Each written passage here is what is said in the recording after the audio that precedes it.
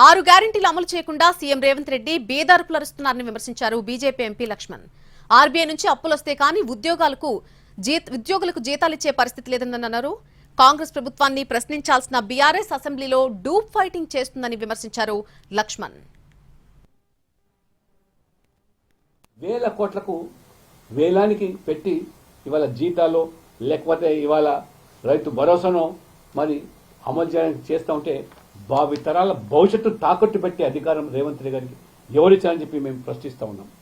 ఈ రకంగా మరి అప్పులు వస్తే గాని ఆర్బీఐ నుంచి జీతాలు ఇవ్వలేని పరిస్థితి మరి తీసుకొచ్చారంటే ఆనాడు అసమర్థ అవినీతి కేసీఆర్ ప్రభుత్వాన్ని ప్రజలు కాదనుకొని రేవంత్ రెడ్డి గారి నమ్మి కాంగ్రెస్ పార్టీ ఇచ్చిన గ్యారెంటీలకు మోసపోయి ఇవాళ ప్రజలు అల్లాడిపోతూ ఉంటే మరి కేటీఆర్ గారు బీఆర్ఎస్ దాన్ని ప్రశ్నించకుండా ఏ రకంగా తోడు దొంగల్లాగా ఒకరి మీద ఒకరు డూప్ ఫైటింగ్ చేసుకొని అసెంబ్లీలో రేవంత్ రెడ్డి గారు కేటీఆర్ గారు ఏ రకంగా కూనీ రాగాలు తీశారో ప్రజలు గమనిస్తున్నారు. కాబట్టి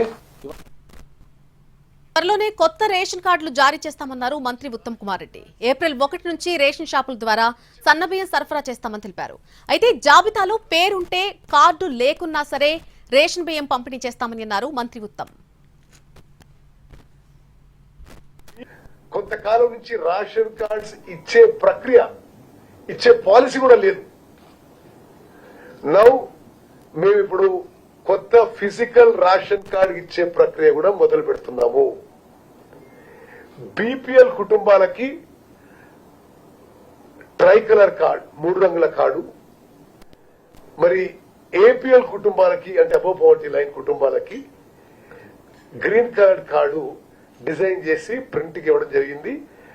మరి అవి వస్తూనే డిస్ట్రిబ్యూట్ చేస్తాం. ఇప్పుడు కార్డు ఉన్నా లేకున్నా ఈ అప్రూవ్డ్ లిస్ట్ లో ఉంటే సన్న రకం బియ్యం 1 ఏప్రిల్ నుంచి లాగు అవుతుంది. కొంతకాలం కలిసి పనిచేస్తే త్వరలోనే భారత్ అగ్రస్థానానికి వెళ్తుందని అన్నారు ఏపీ సీఎం చంద్రబాబు. మద్రాస్ ఐఐటీలో జరిగినటువంటి all India research scholar summit లో ఆయన పాల్గొన్నారు. అప్పట్లో హైటెక్ సిటీని కట్టానని ఇప్పుడు సిలికాన్ వ్యాలీకి పోటీగా క్వాంటమ్ వ్యాలీ అభివృద్ధి చేస్తామన్నారు సీఎం చంద్రబాబు.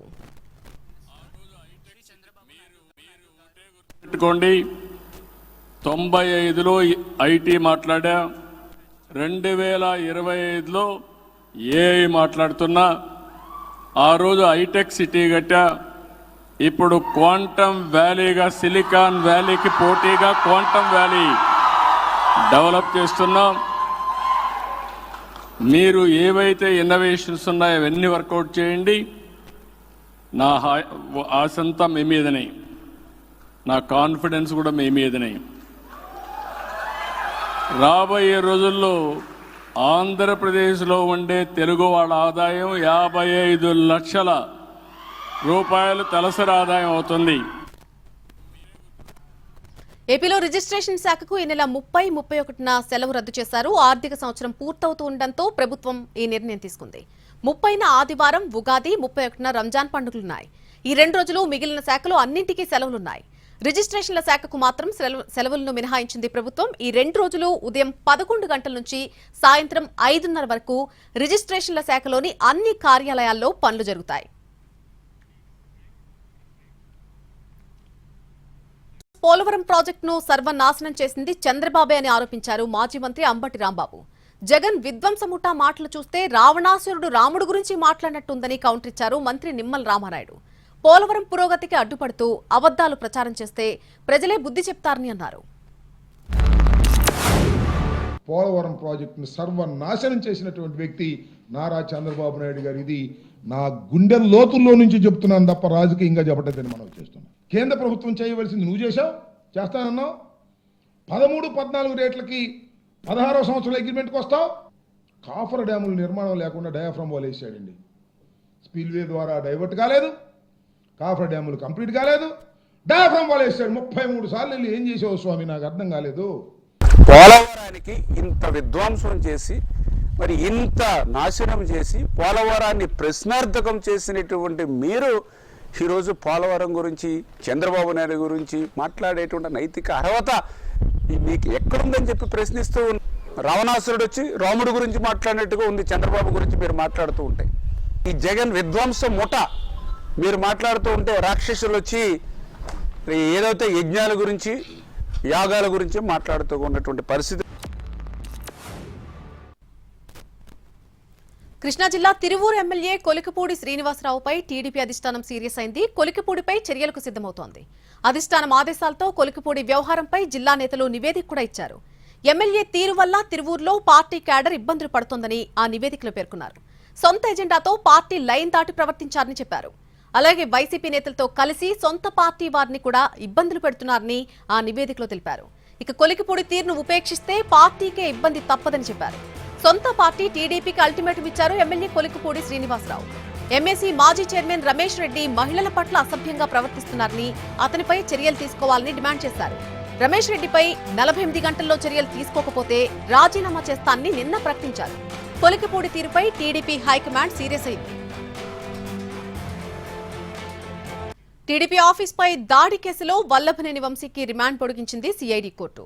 వచ్చే నెల 9 వరకు రిమాండ్ పొడిగించింది న్యాయస్థానం. ఇవాళ్టితో రిమాండ్ గడువు పూర్తవడంతో ఆయన్ను సిఐడి కోర్టుకు తీసుకొచ్చారు పోలీసులు. రిమాండ్ పొడిగించాలని పోలీసులు న్యాయస్థానాన్ని కోరారు. సిఐడి కోర్టు వంశీకి రిమాండ్ పొడిగించడంతో ఆయన్ను జిల్లా జైలుకు తరలించారు.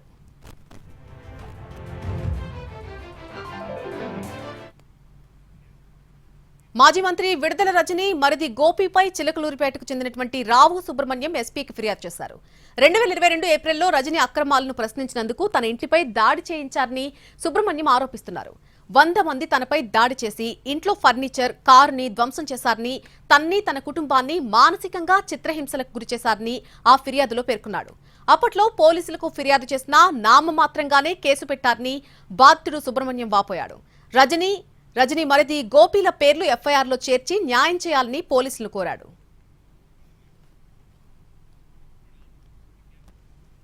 ఇందిరమ్మ ఇళ్ల గ్రౌండింగ్ ను వేగవంతం చేయాలని మంత్రి పొంగులేటి శ్రీనివాసరెడ్డి ఆదేశించారు. హౌసింగ్ శాఖతో పాటు వరంగల్ జిల్లా అభివృద్ధిపై ఆయన రివ్యూ చేశారు.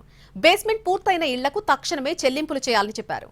ఏ గ్రామంలోనూ తాగునీటి సమస్య రానివ్వద్దని అధికారులను ఆదేశించారు మంత్రి పొంగులేటి. జూన్ చివరి నాటికి వరంగల్ సూపర్ స్పెషాలిటీ హాస్పిటల్ పనులు పూర్తి కావాలని అన్నారు. ఏపీలో నామినేటెడ్ పదవులు భర్తీ చేశారు. 47 మార్కెట్ కమిటీలకు చైర్మన్లను ప్రకటించారు. అలాగే 47 మార్కెట్ కమిటీలకు మొత్తం 705 నామినేటెడ్ పదవులను భర్తీ చేశారు. ప్రజాభిప్రాయ సేకరణ చేసినటువంటి తర్వాత అభ్యర్థులను ఎంపిక చేశారు. 47 మార్కెట్ కమిటీ చైర్మన్లలో 37 టీడీపీ, 8 జనసేన, 2 బీజేపీ నేతలకు దక్కాయి. మిగిలిన మార్కెట్ కమిటీ చైర్మన్లను త్వరలోనే ప్రకటించబోతున్నారు. విశాఖ స్టీల్ ప్లాంట్ కాంట్రాక్ట్ కార్మికులు ఆందోళన ఉధృతం చేస్తున్నారు. మధ్యాహ్నం భారీ బైక్ ర్యాలీ చేశారు. హైవేను కూడా దిగ్బంధించారు. పోలీసులు వారిని అడ్డుకోవడంతో పరిస్థితి కాస్త ఉద్రిక్తంగా మారింది. పలువురు కార్మికులను అదుపులోకి తీసుకుని అక్కడి నుంచి తరలించారు పోలీసులు. కేంద్ర ప్రభుత్వ ఉద్యోగుల డిఏ పెంపుకు కేంద్ర కేబినెట్ ఆమోదించింది. డిఏను 2% పెంచింది. కేంద్ర కేబినెట్ లో పలు ప్రాజెక్టులకు కూడా గ్రీన్ సిగ్నల్ లభించింది. బీహార్ మీదుగా ప్రవహించే కోసి నదిని మేచి నదితో అనుసంధానం చేసే ప్రాజెక్టును ఆమోదం తెలిపింది. ఈ ప్రాజెక్టు కోసం 6,282 కోట్లు కేటాయించారు. ఇక బీహార్లో 4 లేన్ల గ్రీన్ ఫీల్డ్ కారిడార్ నిర్మాణానికి కేంద్ర కేబినెట్ ఆమోదం తెలిపింది.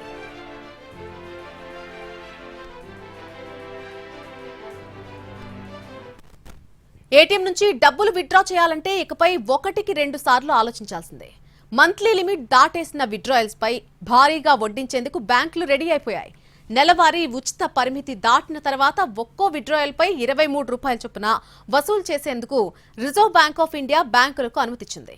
మే 1 నుంచి పెరిగిన ఛార్జీలు అమల్లోకి రానున్నాయి. సాధారణంగా కస్టమర్లకు ఒక నెలలో సొంత బ్యాంకు ఏటీఎం నుంచి 5 విత్డ్రాయల్స్ ఫ్రీగా చేసుకోవచ్చు. అదే వేరే బ్యాంక్ ఏటీఎం నుంచి అయితే మెట్రో ప్రాంతాల్లో 5 విత్డ్రాయల్స్, ఇతర ప్రాంతాల్లో 3 విత్డ్రాయల్స్ ఫ్రీగా చేసుకోవచ్చు.